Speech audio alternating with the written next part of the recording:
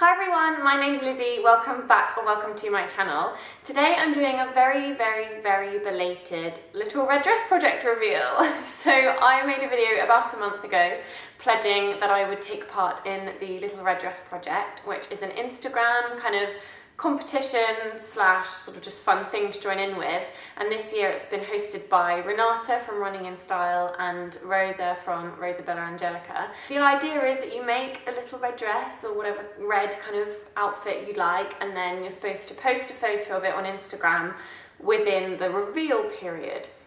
That's where I struggled because I had these grand plans to make my little red dress, but really didn't think it through based on the fact that I just moved house.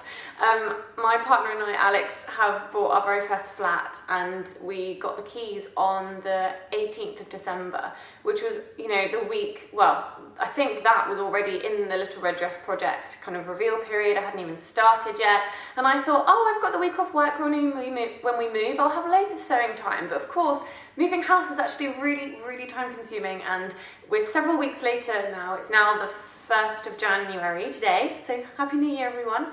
But this video might not go up for a week or something, but yeah, we're still surrounded by boxes and there's still so much to do, so I didn't have time to make my little red dress. So I'm very disappointed that I haven't been able to properly take part and be, you know, part of the sort of competition in the proper time frame. But I thought, well, I'd already bought my pattern, I'd already bought my fabric, there's no reason to not make it and not post about it just because I've missed the deadline. So I did manage to make my little red dress, and I wore it last night for New Year's Eve, so I've had to kind of shake the dust off it and make sure it's clean and nice, or like clean enough for me to show you. And yeah, I will show you it. So if you watched my video, you'll know that I was planning to make the Vogue very easy V9075 pattern, which is this pattern right here. And I was planning on making this view here, which I think is view B, with the little sleeves, the nice cinched in sort of bodice, and then the big flowy jumpsuit trousers. So I actually haven't made a dress, I've made a jumpsuit, but I figure that that still counts. So that was the plan. But so last night was New Year's Eve, and I only really started sewing it properly like 2 days ago. And the bodice is lined, and I'd never done a properly like bagged out bodice before, so that was all a new learning curve. And the bodice is with quite a lot of seams, there's quite a lot of pieces to the bodice, and sort of just based on my skill level really, it wasn't a quick make. So I hemmed this jumpsuit 10 minutes before we left the house last night. So yesterday was a bit stressful, which is a shame. I actually want to pledge not to sew to a deadline again, because it kind of took some of the fun out, because I was so worried that I wasn't going to get it done in time, and I needed time to have a shower and, you know, dry my hair and do my makeup, blah blah blah. So it was a little bit stressful. But anyway, without further ado, let me show you my jumpsuit, and then I will tell you more about the sewing process and how I found it. So I'll put some footage in here of me doing a nice twirl. But yeah, essentially I've left the sleeves off, so it's just got the nice cinched in bodice, and I really like the seams on the bodice. That made it really easy to like take it in to fit it to me properly. And then it sits on my waist and then goes down into these lovely pleated flowy trousers, and I just really enjoyed wearing it.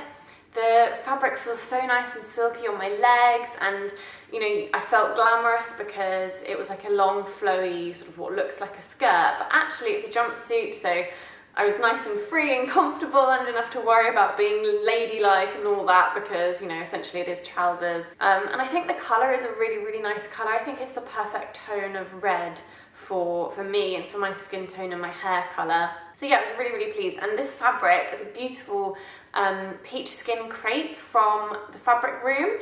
I don't think it's the best quality Peachskin crepe, but you can't complain, or I can't complain, because it was between £2 and £3 a metre. So for that price, you're not going to get the absolute best, but I think it looks really nice. It's got this lovely subtle sheen to it, and yeah, I'm really pleased with how it's turned out. So to tell you a little bit about the sewing process, I looked at my measurements, and as always, the measurements on like big 4 patterns are always a bit dodgy. I measured myself and I came out as in between a 10 and a 12, and I'm very slim. I've never been more than a size 8 ever in anything. So I was a bit surprised. I mean, I don't care what the number is, I was just surprised that that was the size that it was coming out at. So I know that big 4 patterns often have a lot of ease in them, so I cut out a size 10. And actually the size 10 fits me really, really well. I did then I added 2 centimeters to the waist, because I've got a really, really long body. For any other long-bodied gals out there, next time I would actually add a little bit more, because I ended up only using like a 1 centimeter seam allowance to attach the bodice to the trousers, because it was just a little bit too short in the waist. But having done that, it now sits perfectly on my waist, which I'm really pleased with. And actually, the measurements obviously were quite accurate with me being between a 10 and a 12 in this pattern, because when I then came to sew the trousers all together, I actually dropped down to just a 1 centimeter seam allowance on the hips as well, just because I was a bit worried they'd be a little bit tight otherwise, and this is very much supposed to be a loose, sort of flowy fit. So I just trimmed down on my seam allowance for any bits that I was a bit worried would be too small. So I took it in under the bust here. So under here, you see it now sort of comes around my bust and it fits me really nicely, but at first it was a bit baggy and a bit loose. But again, because it's got the seams that run down here, it was really easy for me to just pinch out the fabric that was too much, pin it, and then stitch it. So I would definitely like to sew with more patterns again that have the seams going down the front of the bodice, because it is great for getting a good fit. So the sleeves, you'll notice that I don't have the sleeves and I've gone for sleeveless. That was actually because I was running so short on time. Actually, no, that's a lie. So I made quite a big mistake. When I was following the instructions on the pattern, I accidentally followed the bodice instructions for view A, which is the sleeveless version. So this is view A. So I actually completely made the bodice following those instructions, and it's only when I got to the point of the sleeves that I realised I'd already sewn up the armholes, and I was like, oh no, what am I going to do? That's so annoying, because I really, really wanted the sleeves. But actually, I then tried it on, looked in the mirror, and because I've got very, very narrow hips, I actually thought that it would look more flattering without sleeves, because adding the sleeves would add like extra sort of red bulk to my shoulders.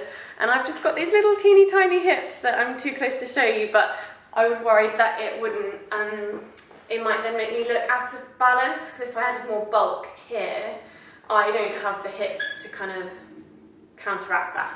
So I decided that my mistake would be a happy mistake, and I just have it sleeveless, and I think it's a really nice sort of sleek silhouette without the sleeves. So I'm perfectly happy that that's how it's ended up. I also didn't do the pockets. And I know some of you will go, oh, I can't believe you didn't add the pockets, but pockets are the best thing in handmade clothes. I agree, pockets are amazing in handmade clothes, but again, I was just so short on time, I thought, and I've not put many pockets in things yet, so I was going to need to just really take the time to read the instructions, make sure I was sewing the right bit to the right bit, blah, blah, blah. And I thought, do you know what, skip it. And also, when at that point I was a bit worried it might be a bit tight on my hips, so I didn't want to add extra bulk, because this fabric is quite fine, so I didn't want to kind of have the pockets add any kind of unwanted lumps and bumps, so I scrapped the pockets. Sorry guys, I know many of you will think that that's criminal. I also cheated on the hem due to time. Like, we're supposed to do a proper traditional hem, but I was so short on time that I literally just used my roll foot and did a rolled hem, which, I don't know, I mean, I think it's fine. I think it's not as long lasting a way to do a hem potentially, and it does give the fabric at the bottom a bit more of a wave than it might have otherwise. But I love my roll hem foot, or whatever it's called, for my sewing machine. It's just so quick and easy to get a really neat finish. Yeah, so I did that because it was just the quickest and easiest thing to do. So that's it really. I feel like I've kind of spat all that out at you at about 1,000,000 miles an hour, but yeah, those are the sort of tweaks that I made to this pattern whilst I was making it. Despite it being a bit of a stressful process and, you know, sewing against the clock, I'm so pleased with how this one has turned out, and I would definitely make this pattern again. I think this is a really great pattern, and I'm really glad that I've now properly lined a bodice, because I don't know how I'd managed to not sew a pattern that got me to line a bodice before, but there we go. So this was my first time, and it was actually much less scary than I thought, although I did have to be really, really careful with that, because I lined it with the same fabric. Because I had loads extra basically, so I had to be really careful to make sure I was sewing the the lining, not the fabric, and vice versa, because you can't tell the difference unless I label them.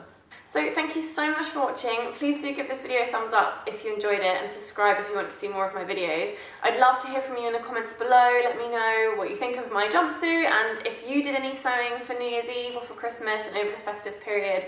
It seems a bit sad that it's all over now and all the festivities are done, but I mean, there's always a reason to make another party dress, right? So yeah, I'd love to hear any good patterns that you enjoyed using to make some nice party dresses and things. Thanks so much for watching, and I'll see you next time. Bye!